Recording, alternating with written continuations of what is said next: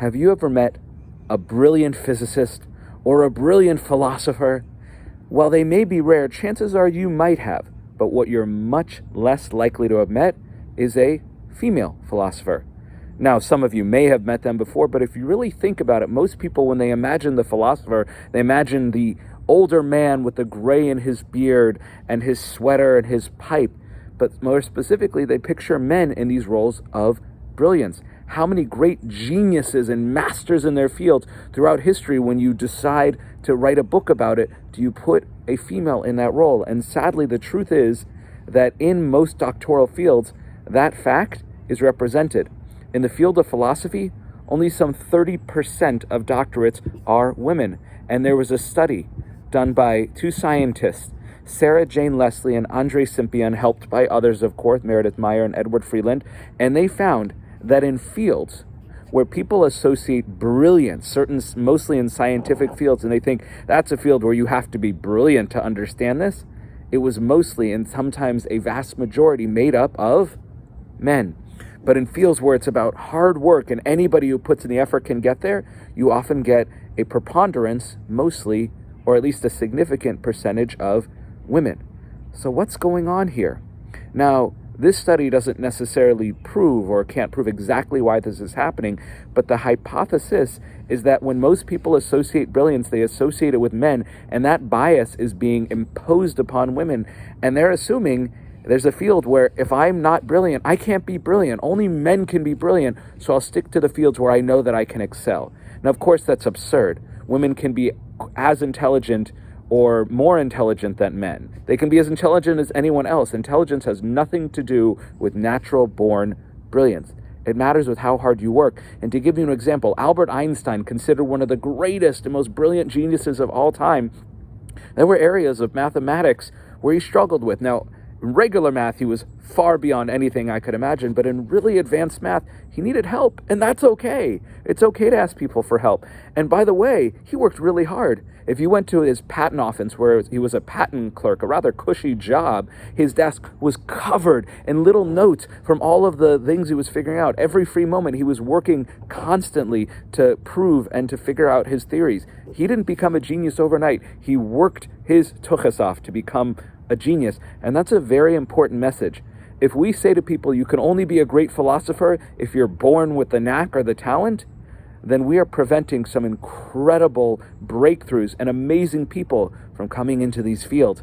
And the truth is that this exists also in our religious world as well, represented in this week's parasha about Noach. The very beginning of our parasha begins talking about Noach. It says, Ela todot Noach. These are the generations of Noach. It's very important where people come from and what they pass on in the Torah. Noach ish tzadik tamim haya. Noach was a righteous tzaddik and tamim, simple or pure man, bedorotav, in his generation. Et Elokim hithalech Noach. And he walked with Hashem. He walked with God. Now, this is lovely. He was a righteous, good man. That's why God saved him when God decided to wipe out the known world in the flood because of all of the evil. He was a good man. But the rabbis here, a very interesting response. Many of them say, yep, he was just righteous. But Rashi points out the word bedorotav, in his generation, as many rabbis arguing that if Noach had lived in the time when Moshe or Avraham was around, he would have been an average guy. Nothing special, certainly not righteous compared to them. And if we look at it as righteousness is an absolute, you're perfectly righteous or you're perfectly not, then we have a problem because most people could never be righteous.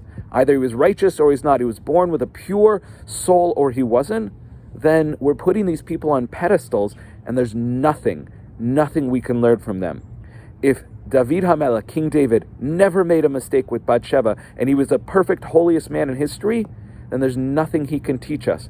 But if he made a grave mistake and spent his life making teshuvah and writing psalms to teach us a message, and we realize that he's human, and he made a mistake, and he fell, and he grew, then we can learn from him. Moshe was far from perfect. Moshe struggled with anger, and so do many of us. But Moshe overcame it, and so can we. Avraham was not a perfect person. When Hashem said, Lech Lecha, go to the land I will show you, Avraham wandered around for a while. because he wanted to spend more time with his family than give up everything for Hashem. That is so human. That is part of our experience. That is something we can learn from. But if we see these men and women as perfect, then we can never achieve anything, and why bother trying to become righteous? But if we see becoming righteous as a life's work, as a comparative thing, you're righteous, you're not as righteous as that person, but it's okay. Everyone is the best they can be, and everyone's working towards it, and you can become more or less righteous, then everyone has a chance.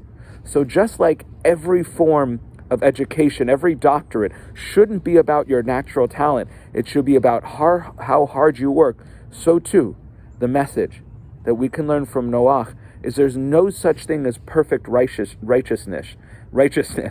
Every single person has to work on becoming the best one they can.